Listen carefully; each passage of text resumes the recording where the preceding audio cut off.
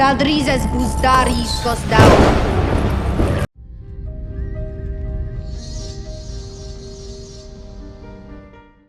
Hey! Real quick, please do me a massive favor. If you've already slapped a like and subscribed and have your notifications turned on, consider checking out my Patreon over on patreon.com/yourhuntsreviews. Basically, in short, it's just a way for me to combat YouTube delisting my videos. If you'll notice, House of the Dragon is less than a month away and the views still haven't picked back up. So Patreon is just a way to combat that, because I do put a lot of hard work and energy into these videos. But anyway, there's 3 quick things that I want to discuss. The first one is pretty obvious.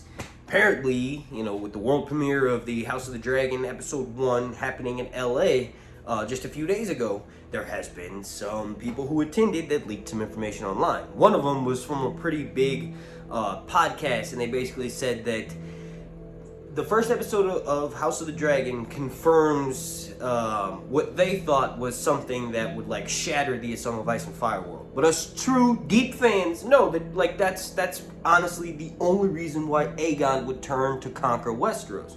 Obviously, Dragonstone being an established Valyrian outpost and the Targaryens ruling from there for a while is a thing. Then everybody kind of wonders, what the fuck made Aegon go, hey, I'm gonna go conquer the 7 kingdoms, risking my life and my 2 wives and our dragons to do so? Why would he do that? It's obvious. White Walkers. He knew that there was a threat coming from the north. And if you're wondering, okay, well, how are you putting these pieces together? George did an interview all the way back in 2018. It's a pretty well-viewed clip here on YouTube. You just go type in George R. Martin, White Walkers, Aegon, and it'll be one of the first clips that came up. But like I said, it's from 2018, so that's almost 5 years ago. But George literally says in that interview, it was only a matter of time for Aegon to look west, and when he did, he saw the threat coming from the north. So George has already confirmed this. So this is something that's been in the fandom for quite a while. It honestly gives more, I don't even know the word to use, but it gives more credence to Game of Thrones Season 8 and how it ended with the White Walkers. I'm pretty sure most people probably agree with this, that some of the lore and the history that HBO developed for that show that they were going to do based on House Stark and the origin of the White Walkers, I think it was called Blood Moon or some shit. Some of that lore is going to obviously be used for this show. I don't know how much Martin was involved with that other Game of Thrones prequel series that went to pilot and then they just nixed it. But we do know that it's a thing. The White Walkers are literally the biggest threat in all of Planetos. Not just in Westeros, but in Essos too. That's why they have the 5 forts of YT along what is essentially the same thing in Westeros, right? You got these 5 forts along the wall. And in Westeros, you have a very similar thing with, Castle Black and Eastwatch by the Sea and the Night Fort and Queen's Gate. All these different castles along the wall to protect Westeros from an eventual invasion of the others, right? The same thing is happening over in Essos. So it just makes sense. Aegon and the Targaryens in general, literally, that's how they were saved from the doom, is they were given these prophetic dreams, right?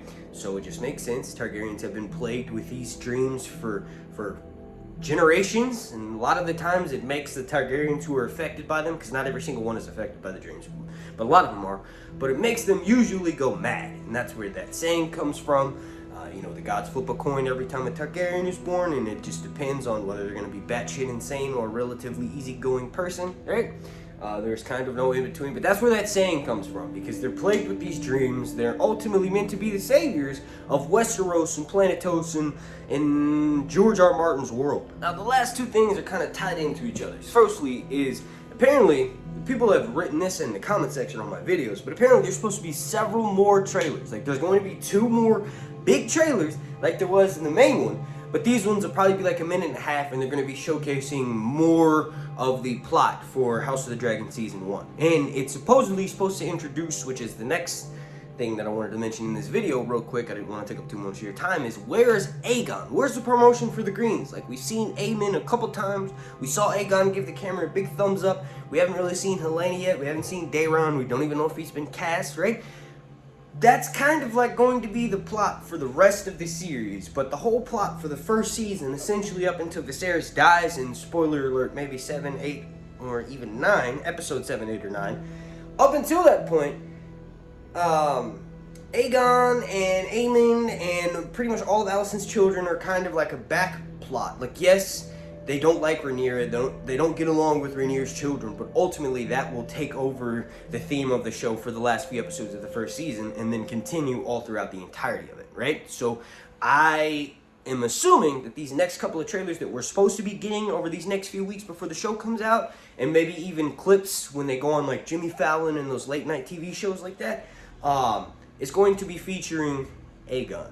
Like Tom Glenn Carney, Ewan Mitchell, Ewan Mitchell playing Aemon One Eye and Tom Glenn Carney playing Aegon 2. They weren't even at the Comic-Con, so it's kind of like HBO is specifically saving that plot so that the average show watcher can digest what they've already given them so far. If you haven't read Fire and Blood and you don't know anything about what is supposed to happen in this story.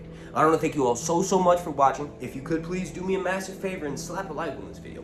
The like goal is going to be 420.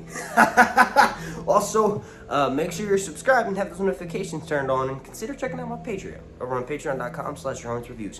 Thank you for watching if you can't do any of that. My name's Mark, and this has been Sir Hunt's Reviews. Alonat, Zaltrisas, Pustar, Ixos, Hudahor.